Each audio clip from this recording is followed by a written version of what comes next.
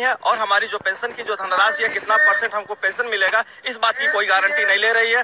इसका न तो हमारा नियोक्ता गारंटी ले रहा है, न ही हमारी सरकार गारंटी ले रही है, न ही हमारी बीमा कंपनियां गारंटी ले रही हैं। कर्मचारियों के मुताबिक इस योजना की सबसे बड़ी खामी ये कि सरकारी नौकरी में जीवन गुजारने वालों का बुढ़ापा गुर्बत में दम तोड़ देता है। और अगर ये पेंशन स्कीम इतनी ही लाभकारी है तो तमाम नेता इसका फायदा क्यों नहीं ले रहे? अगर इतनी अच्छी एनपीएस है तो ये एनपीएमएलई सबको लागू कर देना, हमको बाद में दे दे, पहले तुम ले लो ना। अगर इतनी अच्छी है तो नेता अपने ऊपर क्यों नहीं लागू करते हैं? क्या हम ही लोग इतना कमजोर है तो सारी चीजें हमारे ऊपर थूक दी जाती है? अगर इतना अच्छा पेंशन है तो ये सारी जो है प्रदेश स्तर पर लागू करते हैं। वहीं इन प्रदर्शनकारियों के मंच पर पहुंचे दिल्ली के सीएम केजरीवाल विशेष सत्र में इस मांग के समाधान का ऐलान कर गए। दिल्ली विधानसभा का स्पेशल सत्र बुलाया गया है। दिल्ली विधानसभा के अंदर आज पुरानी पेंशन स्कीम बहाली का प्रस्ताव पारित कर दिया जाएगा। बहरहाल अब इसे नेताओं का सौभाग्य कहें या सरकारी नौकरी वालों का दुर्भाग्य, माननीय नेताजी अगर एक दिन के लिए भी एमपी एमएलए बन जाए तो जीवन भर पेंशन पाते हैं। एमपी एमएलए होने पर 2 पेंशन पाते हैं, लेकिन नौकरी में जीवन लगा देने वालों को पाई के लाले पड़ जाते हैं। सवाल ये आखिर क्यों 13 साल से नहीं बन पाया कोई सिस्टम? Bureau report, news 18। तो सरकारी नौकरियों को लेकर मोह जो लोग करते हैं उसकी एक बड़ी वजह ये भी है कि कहीं ना कहीं लगता है कि जब वो रिटायर हो जाएंगे, जब बुढ़ापा होगा तो उनका बुढ़ापा सिक्योर होगा। लेकिन नई पेंशन नीति में ये सिक्योरिटी छीनती जा रही है। यही वजह है कि लोग आज इकट्ठा हुए थे देश की राजधानी दिल्ली में। तो इस पर हम चर्चा करेंगे। उससे पहले क्योंकि आप लोगों की राय भी बहुत महत्वपूर्ण है, तो आपके लिए आज का सवाल, आप भी बड़ी से बड़ी संख्या में हर रोज की तरह इसमें हिस्सा लीजिए और @महाबहस में अपना वोट कीजिए। तो हमारा आज का सवाल है, पुरानी पेंशन बनाम नई पेंशन नीति जो यहाँ पर शुरू हुई और जो झगड़ा शुरू हुआ है, क्या देश में सांसदों, विधायकों और सरकारी कर्मचारियों के लिए एक ही तरह की पेंशन नीति नहीं होनी चाहिए? यानी कि जिस स्कीम के तहत सरकारी कर्मचारियों को पेंशन मिल रही है, क्या वो स्कीम सांसद और विधायकों पर लागू नहीं होनी चाहिए? या इसका उल्टा कर लीजिए, जिस स्कीम के तहत विधायकों या सांसदों को पेंशन मिल रही है, उसी स्कीम के तहत राज्य के कर्मचारियों को, सरकारी कर्मचारियों को भी पेंशन क्यों नहीं दी जा रही है? तो ये हमारा सवाल है और हमेशा की तरह आपकी राय का इंतजार रहेगा, जो अपने इस महाबहस के अंत में हम आप तक पहुंचाएंगे। तो ये बड़ा मुद्दा है और इस बड़े मुद्दे पर बहस करने के लिए हमारे साथ खास मेहमान एग्जीक्यूटिव एडिटर अमिताभ अग्निहोत्री जी हमारे साथ जुड़े। बहुत बहुत स्वागत है अमिताभ जी आपका। और साथ में हमारे साथ बीजेपी के पूर्व प्रदेश अध्यक्ष लक्ष्मीकांत वाजपेयी जी जुड़े हैं मेरठ से। और इनके अलावा लखनऊ से हमारे साथ डॉक्टर हिलाल नकवी प्रवक्ता है कांग्रेस के, जूही सिंह प्रवक्ता है समाजवादी पार्टी की, और नोएडा स्टूडियो से हमारे साथ जुड़े हैं विजय कुमार बंधु जो अध्यक्ष हैं ओल्ड पेंशन एसोसिएशन के। तो आप सभी का एक बार फिर से बहुत बहुत स्वागत है। अमिताभ जी, सरकार जब भी कुछ नया करती है, दावा ये कि आपकी बेहतरी के लिए है, इससे चीजें और ज्यादा सुधरेंगी, तो वो तो फिलहाल दिख नहीं रहा क्योंकि लोगों में नाराजगी। कह रहे न्यू पेंशन स्कीम नहीं, ये नो पेंशन स्कीम है। और दूसरा सवाल ये कि अगर इतनी बेहतर ये योजना है तो खुद को क्यों उन्होंने अब तक इससे बचा के रखा है, खुद क्यों नहीं शामिल होते इसमें? जी बिल्कुल प्रीति, देखिए इसमें मुझे लगता है 3 चीजें बड़ी महत्वपूर्ण है। अगर कोई भी तटस्थ भाव से भी न सरकारों के पक्ष में खड़ा हो, न पूरी तरह दूसरे पक्ष में खड़ा हो, तटस्थ भाव से भी सोचिए, तो एक बड़ा बुनियादी सवाल उठता है। एक नई व्यवस्था पेंशन के लिए आई, 13 साल हो गए, 13 साल में उस व्यवस्था का ढांचा नहीं बन पाया। दराज मांग कर लाए थे 4 दिन, तो आरजू में कट गए, तो इंतजार में। 35 साल की सेवा के बाद सेवानिवृत्त, 13 साल तो उसी में गुजर गए। अभी उसी में ही खींचातानी मची हुई है कि क्या स्वरूप होगा, अंततः ये तय नहीं हो पा रहा। एक दूसरा प्रश्न जो खड़ा होता है, 35 से 40 साल सेवा करने के बाद जीवन यापन के लिए, उसके भरण पोषण के लिए, उसके और उसके आश्रितों के कोई भी पेंशन स्कीम आप लाएं, उसका नाम नई स्कीम करें, पुरानी स्कीम करें, आपकी मर्जी, लेकिन एक न्यूनतम गारंटी तो दीजिए। ये लोक कल्याणकारी राज्य है, वेलफेयर स्टेट है, पश्चिम बंगाल सरकार की सेवा में, तमिलनाडु सरकार की सेवा में, उत्तर प्रदेश सरकार की सेवा में, बिहार सरकार की सेवा में कर्मचारी ने 35 साल दिए। उसके बाद आप उसको बाजार के हवाले छोड़ देंगे कि कल से आप जानो और शेयर बाजार जाने। बड़े लोग तो झटका झेल जाएंगे शेयर बाजार का, ये गरीब क्या झटका झेलेंगे? ये दूसरी समस्या जो मुझे लगता है।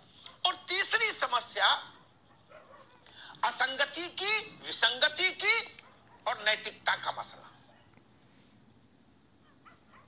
लक्ष्मीकांत जी मेरे साथ बैठे हैं, बहुत सीनियर एमएलए हैं रहे उत्तर प्रदेश में और बड़े धाकड़ सवाल पूछने वाले रहे। ये एक बार हल्दी लग जाए माथे पर स्त्री या पुरुष के विधायक होने की या सांसद होने की, पूरी जिंदगी अमन चैन की गारंटी, मस्त घूमो यत्र तत्र सर्वत्र, खादी का कुर्ता पहनो, नींबू काट कलफ लगाओ और 4 पहिया की गाड़ी पर दंदनाते हुए आनंदम आनंदम करो। जिम्मेदारी सरकार की, आपके भरण पोषण की। इन्होंने क्या गुनाह किया भाई?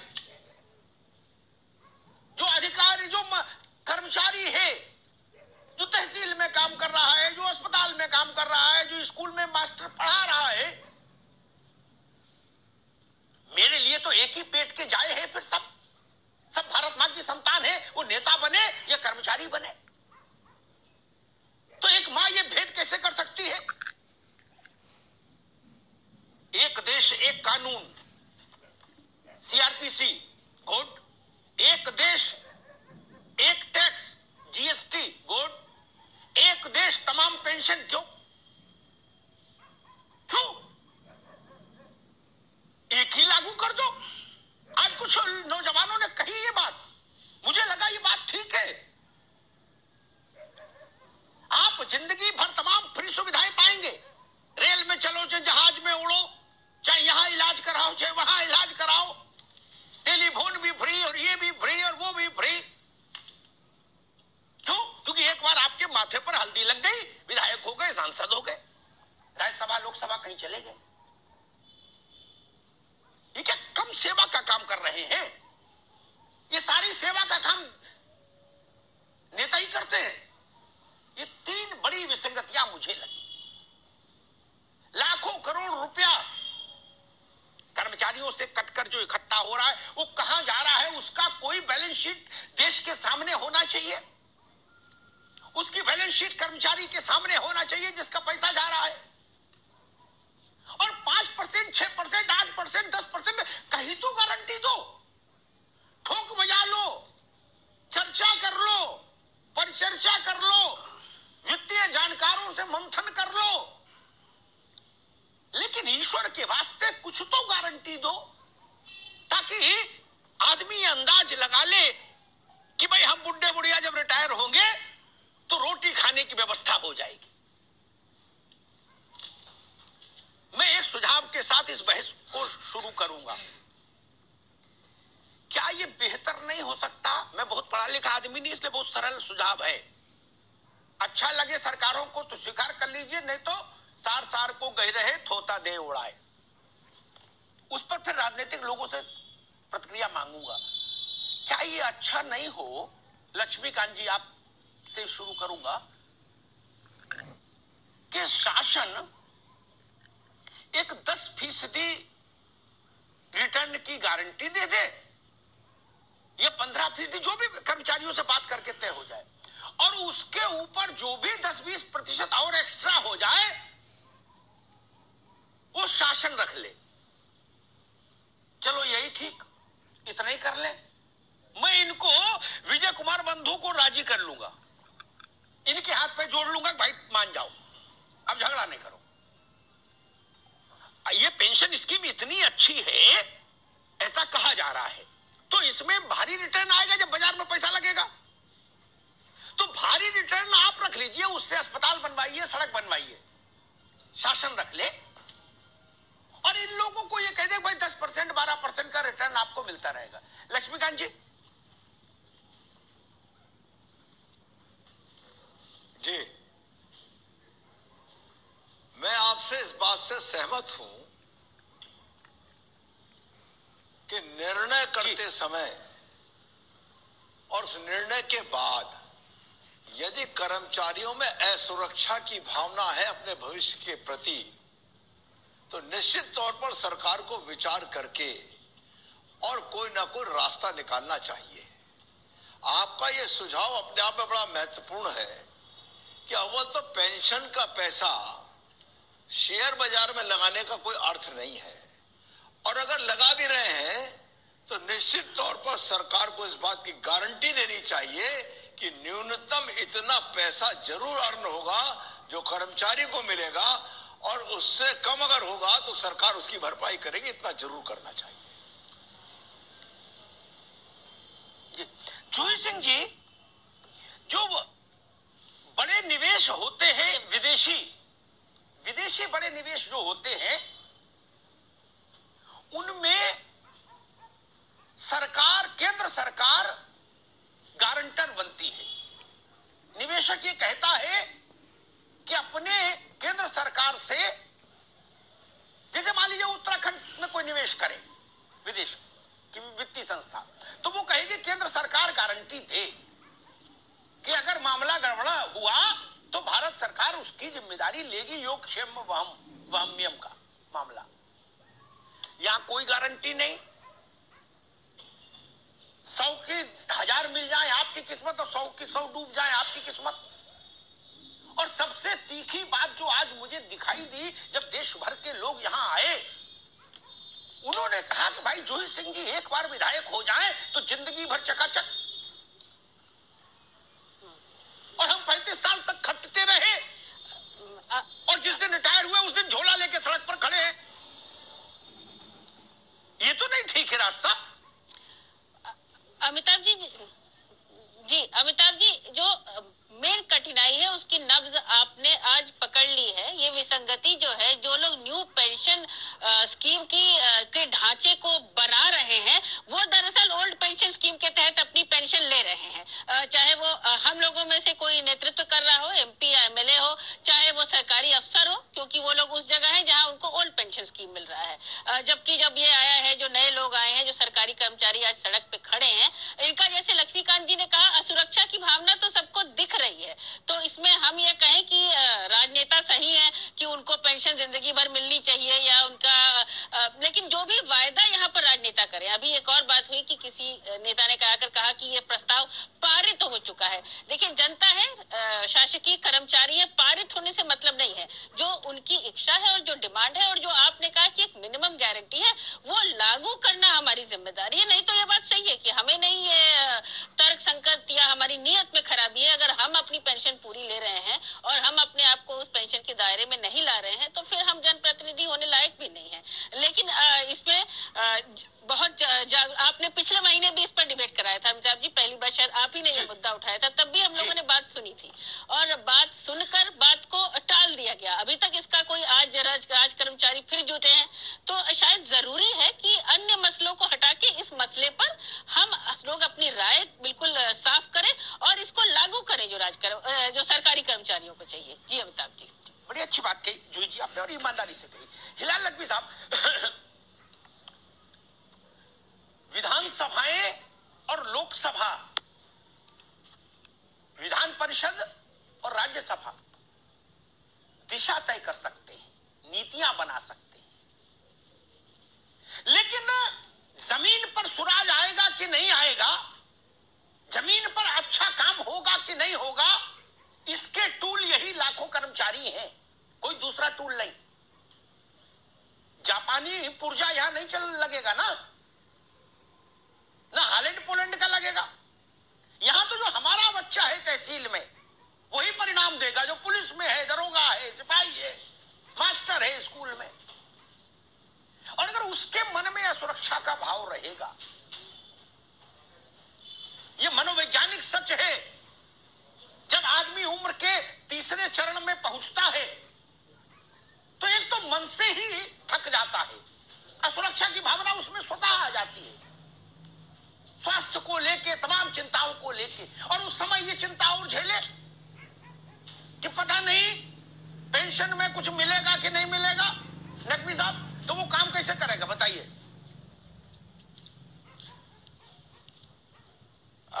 अमिताभ भाई, अगर आप हमको इजाजत दे तो हम सिर्फ 3-4 मिनट आपको ये बता दें कि इस वक्त वास्तविक स्थिति क्या है, क्योंकि हम खुद सरकारी नौकरी में हैं और हमारे साथ के बहुत जो नौजवान लोग आ रहे हैं हम उनको देखते हैं और समझते हैं क्या हो रहा है उसमें। देखिए, आज की तारीख में किसी भी सरकारी नौकर को किसी प्रकार का कोई पेंशन नहीं है, ना न्यू पेंशन है ना ओल्ड पेंशन है। न्यू पेंशन स्कीम का मतलब यह है कि आप स्वयं जाइए और जाकर के जो बहुत से इस तरह की पेंशन स्कीम बेच रही है कंपनी, आप उनसे खरीद लीजिए और उसका नाम है न्यू पेंशन स्कीम। इसके अंदर सरकार का कोई कंट्रीब्यूशन नहीं है, पहली बात। दूसरी बात, अमिताभ भाई, ये जो सरकारी नौकरी है इसके अंदर, इसमें आप भी जानते हैं कि कोई तनख्वाहें बहुत अच्छी नहीं है अगर हम प्राइवेट सेक्टर से इसको कंपेयर करते हैं। यहाँ पे तनख्वाहें काफी कम है और यहाँ सरकारी नौकर जो है वो इतना पैसा नहीं बचा सकता है कि वो अपने बुढ़ापे की सुरक्षा कर सके। और एक वो रहता है कि चलो कोई नहीं है, ईमानदारी से काम करो, बुढ़ापा में जो है वो कम से कम सरकारी पेंशन मिलेगा, जीपीएफ मिलेगा, एक अदद छोटा मोटा घर बन जाएगा और वहां रहने के लिए और खर्चे के लिए पेंशन मिलती रहेगी। उसको लेकर के सरकार ने, जो भी सरकार है, हम किसी सरकार का नाम नहीं लेंगे, कोई राजनीतिक बात नहीं करेंगे, बहुत बड़ा पाप किया है उन सरकारी नौकरों के साथ जिन्होंने अपना जीवन यहां पर देने की बात की है। आप सिर्फ उनको इसलिए एक्सप्लॉइट कर रहे हैं क्योंकि वो बेचारे बेरोजगार हैं, उनको और रोजगार के अवसर जो है वो आसानी से उपलब्ध नहीं है, तो आप कहते हैं यहां काम करना है तो ऐसा ही करो। इसको जो है वो कहीं से भी जायज बात नहीं कही जा सकती है। पुरानी पेंशन स्कीम ही चाहिए है हमको, कोई 10%, 15%, 20% नहीं चाहिए है। आप हमको हमारी पुरानी पेंशन स्कीम वापस करिए। हमारे जो नौजवान हैं जो 30 साल 35 साल की नौकरी करने के बाद जब घर जाए तो जो उनकी तनख्वाह है उसका आधा पौना जो मिलता है उसमें उनकी दाल रोटी चल जाती है। और कम से कम ये सुरक्षा देश के लिए भी होती है, देश के भी हित में, कि वो किसी प्रकार का भ्रष्टाचार करके सरमाया जमा नहीं करेगा। आज की तारीख में जब बुढ़ापा दिखाई देता है तो कमर की हड्डी जो है वो सिहर जाती है, वो सिहर जाती है कि हमको कुछ अपना इंतजाम करना होगा। तो अगर सरकार वास्तव में चाहती है कि किसी प्रकार का भ्रष्टाचार ना हो के ईमानदारी से काम हो, तो पुरानी पेंशन, विजय कुमार बंधु के पास चलूंगा, नहीं जमा करना, वो इस पीड़ित पक्ष के वकील हैं, समझ लीजिए, अध्यक्ष हैं ओल्ड पेंशन एसोसिएशन के।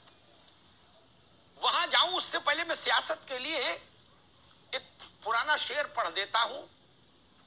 इस तरफ से उस तरफ तक, इस तरफ से उस तरफ तक सब शरीके जुर्म है, आदमी या तो रिहा है या जमानत पर फरार। विजय बंधु जी, 13 साल हो गए, 13 साल में बच्चा भी समझदार हो जाता है, हाल में जन्मा। ये 13 साल में अभी इसकी रूपरेखा नहीं बन पाई। कितना पैसा कहां गया, कुछ उसका हिसाब किताब समझ नहीं आ रहा। कर्मचारी के मन में सुरक्षा का भाव। और अब ये एक नई बात जो आई, ये बात बड़ी मौलिक है और इस पर चिंतन भी होना चाहिए कि जो लोग, जो राजनेता हैं, जो जनता के सेवक हैं, सांसद और विधायक, उन्होंने अपना जीवन सुरक्षित कर लिया। यावत जीवेत सुखम जीवेत। और कर्मचारी से कहा तुम जानो, तुम्हारा नसीब जाने, बाजार जाने। बंधु जी, अभी डिबेट में बातें निकल के आई, कहा जा रहा है होना चाहिए, हम सहमत हैं, हमें करना चाहिए, ऐसा बिल्कुल सही है। करेगा कौन? करेगा कौन? सत्ता पक्ष बैठा है सामने, विपक्ष बैठा है सामने, करेगा कौन? किसको आप बता रहे हैं ये होना चाहिए नहीं होना चाहिए? तो आज पिछले 14 साल से चल रहा है। तो आप 14 साल में इस मुद्दे को, मैं तो सबसे पहले सर आपको बधाई देना चाहता हूँ, आपके चैनल को बधाई देना चाहता हूँ कि जनवादी मुद्दे पर कम से कम डिबेट हो रही है और आप इसको लिए कई बार प्रयास किए सर।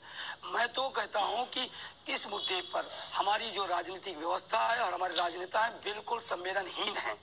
बातें भले कुछ कर ले लेकिन संवेदन। रामलीला मैदान में आज उमड़ा इतना बड़ा जनशाला पूरा देश को, आप बात करने को तैयार नहीं है, आप बात करने को तैयार नहीं है। आप क्यों चीजों को पेंडिंग कर रहे हैं? मैं आपसे बस एक निवेदन करता हूँ, मैं सरकार का हिस्सा हूँ, मैं देश के लिए, देश सरकार के लिए काम करता हूँ। मैं छोटा सा अधना से कर्मचारी हूँ। मैं आया हूँ इसीलिए कि हमें पेंशन चाहिए, हमें वेतन चाहिए।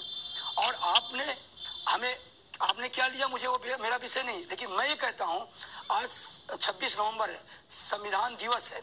संविधान में कर्मचारियों को पेंशन की व्यवस्था है और आज संविधान दिवस के ही तीसरे रामलीला मैदान में रखा गया ये बात कि अगर संविधान ने हमें राइट दिया तो आप कौन होते हैं हमें खत्म करने वाले।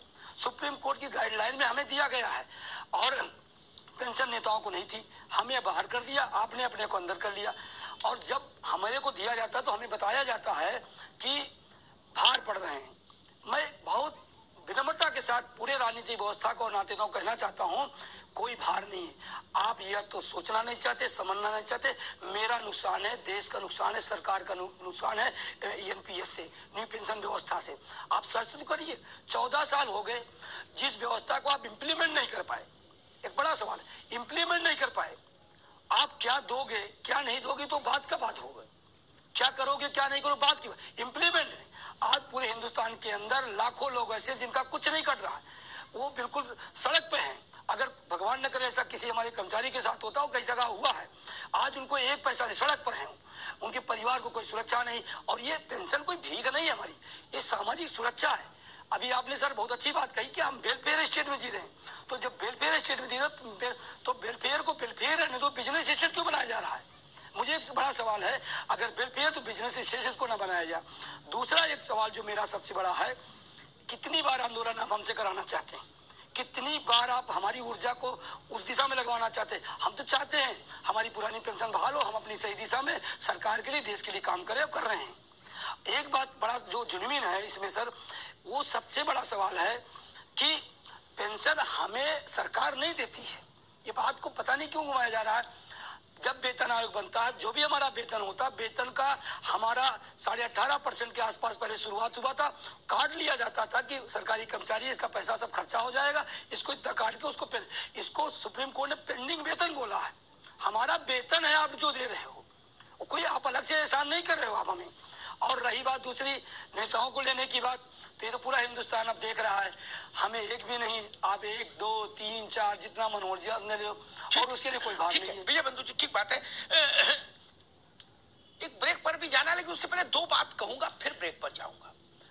अगर हमारी संसद ने, हमारे सर्वोच्च न्यायालय ने मिनिमम वेजेस एक्ट बनाया, न्यूनतम मजदूरी कानून क्यों बनाया? ताकि काम करने वाला कामगार समूह जो है वो सम्मान के साथ सिर उठाकर जी सके, उसमें और भिखारी में अंतर हो। श्रम का मतलब भीख मांगना नहीं हो, इसलिए मिनिमम वेजेस एक्ट लागू किया भारत ने आजादी के तत्काल बाद। और सुप्रीम कोर्ट ने उस पर तमाम फैसलों पर मोहर लगाई कि हाँ ये इसको स्ट्रिक्टली लागू करिए। तो अगर मिनिमम वेजेस एक्ट होना चाहिए तो मिनिमम पेंशन एक्ट क्यों नहीं होना चाहिए? यह बड़ा मौलिक सवाल है। जिस धारणा से, जिस इच्छा से, जिस कामना से, जिस मंतव्य से इस मुल्क ने मिनिमम वेजेस एक्ट मंजूर किया, वही कामना, वही इच्छा, वही मंतव्य इस बात की मांग करता है कि इस मुल्क में मिनिमम पेंशन एक्ट होना चाहिए। न्यूनतम पेंशन तो तय करिए। मैं अधिकतम की बहस में नहीं पड़ता कि 5 लाख मिले कि 6 लाख मिले, और जिनकी 6 लाख 5 लाख पेंशन कभी होगी भगवान जाने, किसकी होती होगी मुझे तो पता नहीं, वो अपने व्यवस्था खुद भी कर लेते हैं। और एक बात और कहूंगा फिर ब्रेक पर जाऊंगा। पूरा मुल्क पिछले 15 सालों से वैसे ही संविदा के हवाले हो रहा है। उत्तर प्रदेश में पिछले 15 सालों में, मेरी बात को गंभीरता से सुनिएगा, हालात ये बना दिए गए कि आज 17.5 लाख, फिर सुनिए, 17.5 लाख संविदा कर्मी हैं। संविदा कर्मी का मतलब वो मजदूर जो सिर्फ शोषण शोषण और शोषण झेल रहा है, जिनके पास न कोई हक है न हकूक है, वो मिनिमम वेजेस एक्ट से भी बाहर है, वो किसी एक्ट में कवर नहीं। है क्या? हमारे घर की बच्चियां नहीं है क्या? वो दूसरे देश के नागरिक है, दूसरे ग्रह के नागरिक है। ईश्वर न करे वाजपेयी जी, जोही जी, नकवी साहब, राजनेताओं के परिवार के किसी व्यक्ति को कभी संविदा कर्मी बनना पड़े, बड़ा कष्ट होगा। आंख से खून के आंसू आएंगे, खून के आंसू। ब्रेक के बाद आज जब लौटेंगे तो ये बात करेंगे कि मिनिमम पेंशन एक्ट क्यों नहीं।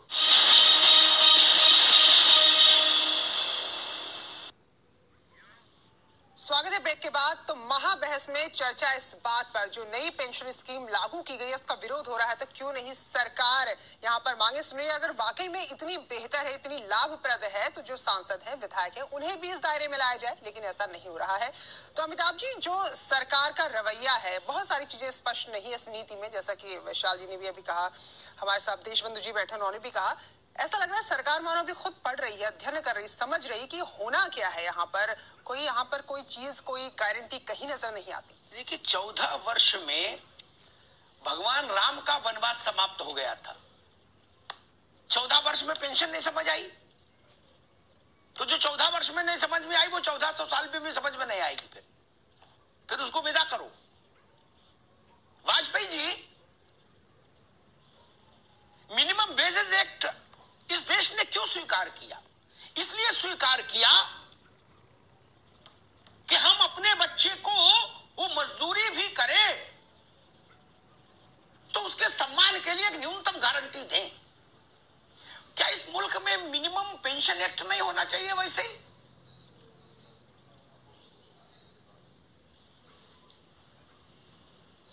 निश्चित होना चाहिए। अब मैं आपको स्मरण दिलाना चाहूंगा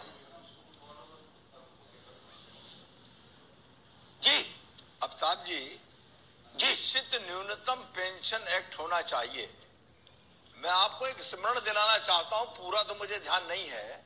आदरणीय नरेंद्र मोदी जी ने आने के बाद न्यूनतम 1000 रुपए पेंशन मिलेगी किसी भी मजदूर को, इस बात को उन्होंने नीतिगत निर्णय करके लागू कराया था। पहले लोगों को 300 रुपए और 200 रुपए पेंशन मिलती थी। उसी भावना से मैं इससे सहमत हूं कि पेंशन की भी गारंटी होनी चाहिए।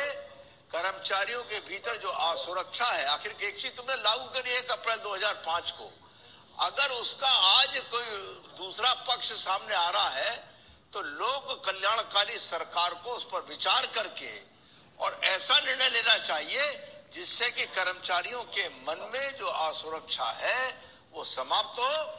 उनको रिटायरमेंट के बाद पेंशन की व्यवस्था के माध्यम से उनका बुढ़ापे का भविष्य सुनिश्चित हो, ये बात सरकार को करनी चाहिए। मैं इससे सहमत हूं। ठीक बात। जोही जी, मैं एक और बड़ी चिंता की ओर देश का ध्यान खींचूंगा, जिसकी ओर शायद राजनेताओं का ध्यान जा नहीं रहा, क्योंकि राजनेता तो अपनी मस्ती में रहते हैं, उनकी चाल अपनी है। पैरामिलिट्री फोर्स जो है भारत की, वो, और जिसको हम ब्यूरोक्रेसी बोलते हैं, जिसमें IAS IPS आते हैं, बड़े साहब लोग, उनके जो 2005 के बाद की भर्ती है ना, उनसे जरा चर्चा कर लीजिए ऑफ द रिकॉर्ड। वो भी वही कह रहे हैं जो प्राइमरी का टीचर कह रहा है। वो धरने पर नहीं आ रहा है, लेकिन कह वही रहा है। मैं पूरी जिम्मेदारी से कह रहा हूं, नाम नहीं लेना चाहता यहां किसी का, किसी की नौकरी संकट में आ जाएगी। उन पर ऐसी प्रतिबंध है कि वो धरना प्रदर्शन में नहीं जा सकते, लेकिन वो कह रहे हैं। ये स्थिति देश को किधर ले जाएगी? जिन लोगों के हाथ में देश की तमाम महत्वपूर्ण सूचनाएं रहती हैं, उनका मन टूटा रहेगा। ये जो आंदोलन चल रहा है ना, मैं जाने कितने IAS को जानता हूं, IPS को जानता हूं, जिन्होंने इस आंदोलन को नैतिक समर्थन दिया कि भैया हम बोल तो नहीं सकते, लेकिन आप आगे बढ़ो, हम पीछे साथ हैं। क्योंकि आज जो कप्तान है वो भी जान रहा कि 60 के बाद या तो भ्रष्टाचार कर लूं, तो 100, 200, 500 करोड़ घर रख लूं, और अगर भ्रष्टाचार नहीं करूं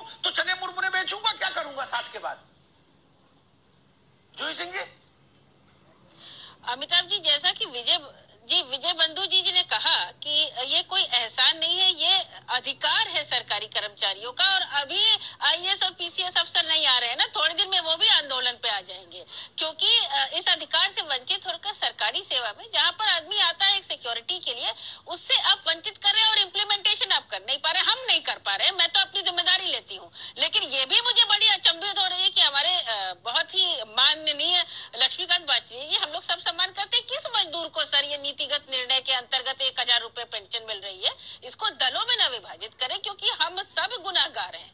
13 साल में अगर हम इस व्यवस्था को नहीं समझ पाए और नहीं लागू कर पाए, और राज्य कर्मचारी आज सड़क पर खड़ा है और सब तबके का खड़ा है, वो दिखे या ना दिखे, तो उसको पुरानी पेंशन योजना बहाल आपको करनी ही पड़ेगी। नहीं तो फिर जो आप कह रहे हैं कि मन टूटेगा, इम्प्लीमेंटेशन उन्हीं के थ्रू करवाना है, वो क्यों करेंगे? वो सही कह रहे हैं विजय बंधु जी की कौन यहाँ पर कह रहा है कि करना चाहिए, अच्छा है, करना तो हमको है ना, तो हमको करना चाहिए। जी बिल्कुल। एक बात और कह के हिलाल भाई के पास जाऊंगा। नकवी जी, कुछ ऐसे दुखद प्रसंग मेरे संज्ञान में आए कि 2006 में 7 में बच्चा भर्ती हुआ सरकारी सेवा में, पेंशन बंद थी। कुछ ग्रह ऐसे आए, नहीं रहा, दिवंगत हो गया। उसके परिवार को 682 रुपए का चेक मिला, उतने में क्रियाक्रम भी नहीं होगा। नकवी साहब, उसके परिवार को 682 रुपए का चेक मिला। 682 रुपए में 6 कुंटल लकड़ी नहीं आती। 13वीं छोड़ दो, और उसके बाद जो पत्नी रह गई, बच्चे रह गए, वो क्या खाएंगे? बताइए। जी अमिताभ भाई, देखिए, हम यहाँ पर इसको जो आप ये बहस है, चर्चा, इसको निश्चित रूप से सरकार को समझना चाहिए। और हम जो जी की बिल्कुल साथ है कि ये बात बिल्कुल सही है कि हम सब लोग जो है वो इस चीज की जो सीरियसनेस है उसको नहीं समझ पाए। समझना चाहिए था, गलती की है, इसमें कोई शक नहीं, और इस गलती की सुधार हो जानी चाहिए, जल्दी से जल्दी हो जाना चाहिए सुधार। नहीं तो आप एक बात और निश्चित जान ले कि सरकारी नौकरी में आने वाले लोग जो हैं, तो जो एक मेरिटोरियस होते हैं वो नहीं आएंगे। आपको वहां पर भी बहुत बड़ा समझौता करना होगा। आपके जो नीतिगत फैसले लेने वाले लोग हैं, अच्छी बात, उसके नेता लोगों के जो चुनाव हो रहा है वो भी हम लोग जानते हैं। और इसके बाद जो ब्यूरोक्रेट्स हो जाएंगे, अगर वो भी इस तरह के आए जिनके अंदर मेरिट नहीं है, तो देश कहां जाएगा? हम सरकारी नौकरी में सिर्फ और सिर्फ ईमानदारी से अगर कोई काम करता है, तो एक ही उसके पास बहुत बड़ा एक बांधे रखने के लिए है कि आपको पेंशन मिलती है। और अगर बीच में किसी व्यक्ति के निधन हो जाता है, तो उसके यहाँ पारिवारिक पेंशन मिलता है। पहले ही वो खत्म किया जा चुका है, जिसको कि कहा जाता था कि अगर बीच में हो जाता है तो कहीं ना कहीं जो उनके संबंधित होते हैं उनको नौकरी दे दी जाती थी। अब वो जो है वो सरकार दे दे तो ठीक है, नहीं तो कोई नहीं। उसको हार्डनेस स्कीम कहा जाता था, वो खत्म हो चुकी है वो भी। तो आज की तारीख में सरकारी नौकरी में कुछ भी ऐसा नहीं है जिसकी वजह से अच्छे व्यक्ति, अच्छे काम करने वाले लोग, मेरिटोरियस लोग जो हैं वो उसकी ओर आकर्षित हों और आए। और जो आकर्षण का कारण है वो भ्रष्टाचार है, जो अपने आप में कोई भी सरकार, कोई भी व्यक्ति नहीं चाहेगा कि इस वजह से लोग सरकारी नौकरी में आए कि पेंशन मत दो, हमसे पेंशन ले लेना, नाम हमारा दारोगा रख दो। तो ये जो है ये कोई नहीं चाहेगा, और वो बहुत दुर्भाग्यपूर्ण होगा कि लोग इस कारण से आएंगे। ऐसे भी हैं जी, बिल्कुल ठीक बात है।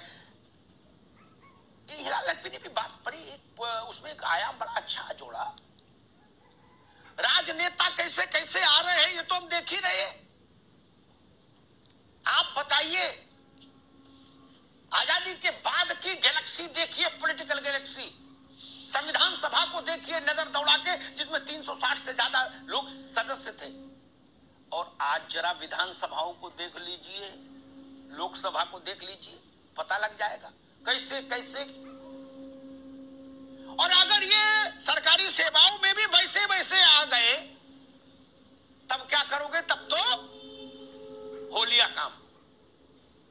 ये चिंता का विषय होना चाहिए।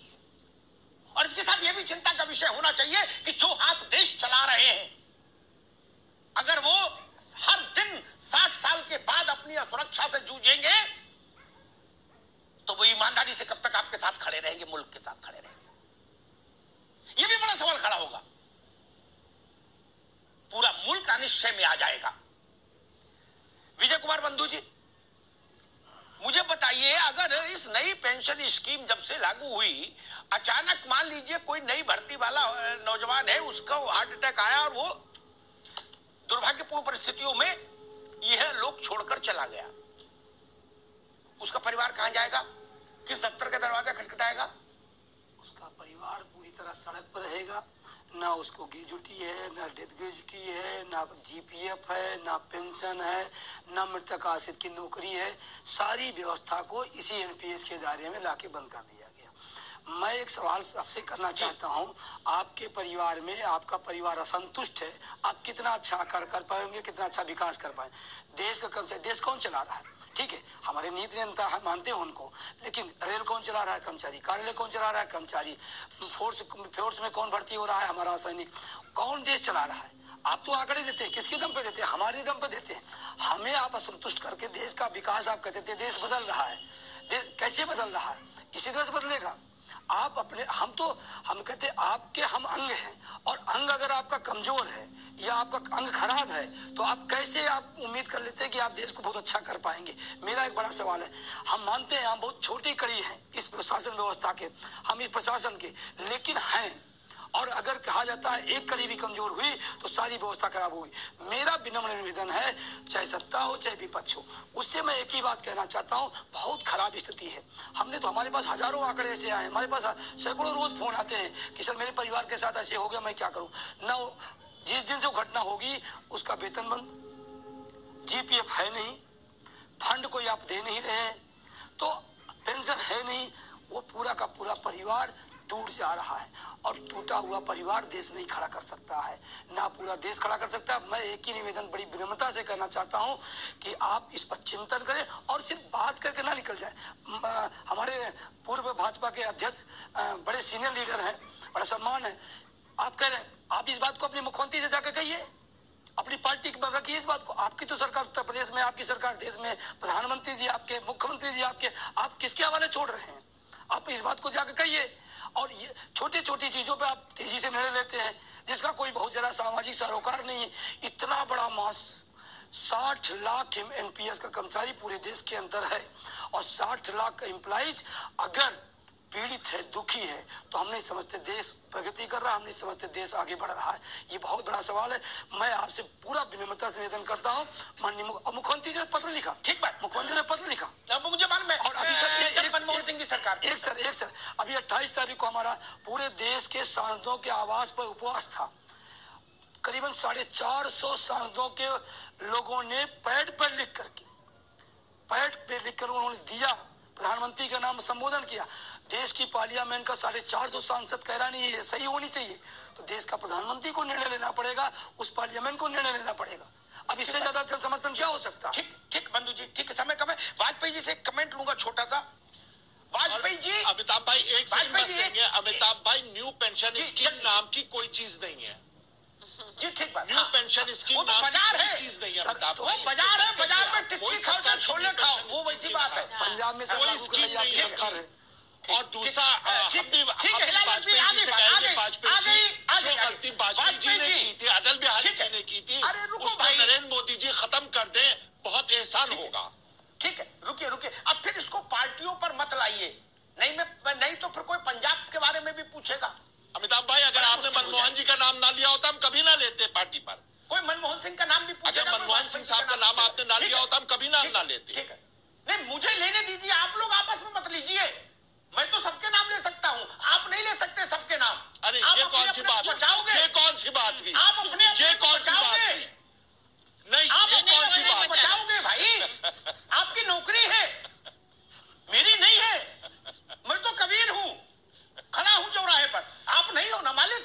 एक सेकंड देखिए आपने, हाँ ठीक बात है। लक्ष्मीकांत वाजपेयी जी, छोटा सा प्रश्न, टूटे मन के कर्मचारियों से क्या एक सुदृढ़ व्यवस्था संचालित हो सकती है?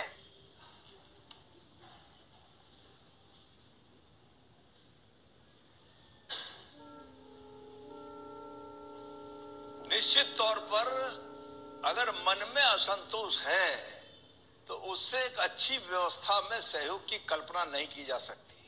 मैं तो एक बात आपके ध्यान में डालना चाहता हूं कि अब तो संविदा से भी आगे बढ़ गया है मामला, आउटसोर्स पर आने लगे हैं, रात को मना कर देंगे, कल सुबह से नहीं आना।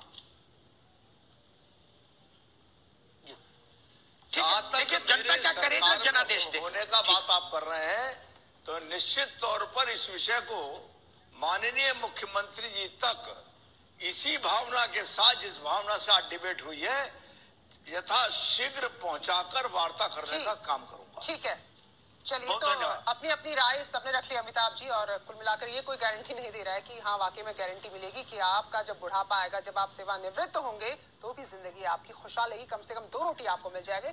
तो जनता जो हमारे इस शो को लगातार देख रही है, उसकी क्या राय है, तो वो भी आप लोग देखिए, जो पैनल में हमारे साथ हैं और जिक्र कर रहे हैं यहाँ पर। तो सवाल हमारा था, क्या देश में सांसदों, विधायकों और सरकारी कर्मचारियों के लिए एक ही तरह की पेंशन होनी चाहिए? तो इस पर हमेशा की तरह जो भी हमारी जनता है उन्होंने भरपूर वोट किया है। और देखिए आप अमिताभ जी, 94% लोग कहते हैं कि हाँ सबको समान नीति के तहत पेंशन मिले, जबकि 6% जवाब नहीं में है।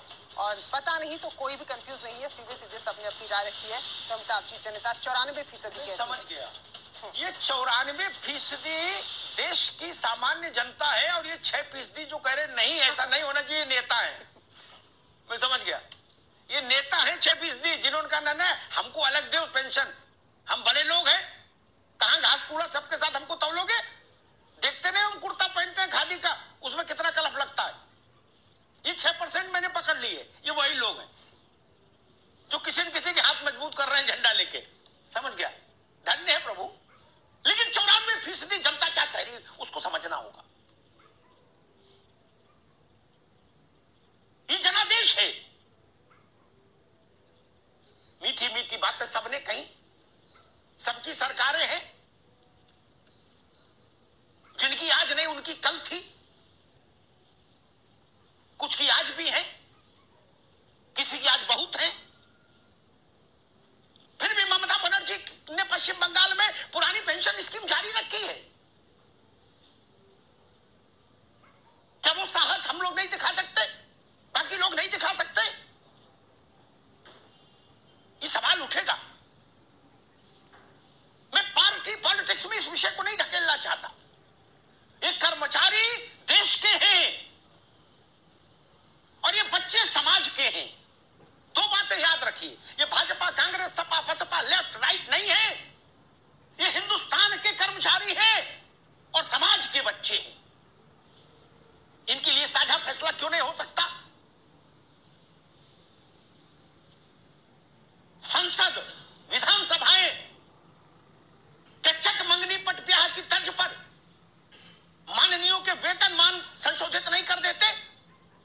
झटपट झटपट मैगी के अंदाज में 2 मिनट मैगी, भूख लगी और मैगी तैयार, क्या वैसा काम नहीं हो सकता? 60 लाख परिवारों को निश्चिंतता मिल जाए। एक बड़े मैनेजमेंट गुरु हुए जिनके जीवन में उनका जो प्रदर्शन रहा वो भी अद्भुत रहा। भारत के बड़े मैनेजमेंट गुरु के रूप में उनको लोग याद करते हैं, रूसी मोदी। उन्होंने एक बार मुझसे बातचीत, मुझे अवसर मिला बातचीत करने का, तो उन्होंने एक प्रसंग बताया। मैं कंपनी का नाम नहीं लूंगा, किसी कंपनी को वो उस वक्त चला रहे थे, बड़े उद्योग समूह को। तो उन्होंने कहा कि साल में एक बार सारे अधिकारियों के बंगलों की रंगाई पुताई होती थी। रंग उनसे पूछ के किया जाता था संबंधित अधिकारी से कि भाई किस रंग का कर दें, गुलाबी, नीला, पीला। एक ने कुछ रंग करा लिया, गुलाबी मान लो उदाहरण के।